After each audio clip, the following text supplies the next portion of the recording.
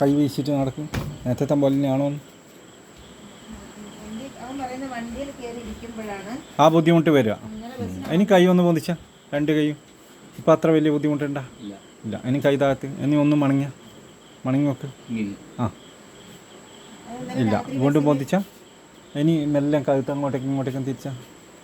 അതിൻ്റെ ബുദ്ധിമുട്ടുണ്ടാ? ആ ശ്വാസം മുട്ടൽ പോലെ തന്നെ അതിൻ്റെ ബുദ്ധിമുട്ടുണ്ടാ? ഇല്ലല്ലോ. നല്ലോണം ബ്രീത്ത് എടുത്താൽ ഇല്ല. കഴുത്ത് നല്ലോണം ഇങ്ങനെ ഫുള്ളായിട്ട് ആ തിരിയാത്തതെല്ലാം മാറിയില്ലേ? ഇനിയിപ്പോൾ പരമാവധി ഇങ്ങ് മുകളിലോട്ട് പോന്നിട്ട് ഇപ്പം അങ്ങട്ടം കാണുന്നില്ലേ? വേറെ ബുദ്ധിമുട്ടില്ലല്ലോ. അന്നേരം എവിടെയെങ്കിലും പിടുത്തോ കാര്യമോ ശ്വാസത്തിനോ അങ്ങനത്തെ ഒന്നുമില്ലല്ലോ. ചെവി ഭാഗത്ത് വേദന കാര്യമൊന്നുമില്ലല്ലോ. കൈ പൊന്തിച്ചിട്ട് ഇങ്ങനെ ഫുള്ള് കറക്കി വയ്ക്കുക. നീ ബസ്സിൽ വരുമ്പോൾ ആ ഒരു ഇടങ്ങാറ് വന്നിട്ടില്ലേനോ? അപ്പുറത്തെ കൈ ഒന്ന് ഇട്ടാക്കി നോക്കി. ഇപ്പോഴും വലിയ ബുദ്ധിമുട്ടില്ലല്ലോ. അപ്പോൾ അത് കുഴപ്പമില്ല. ഒന്ന് നടന്ന്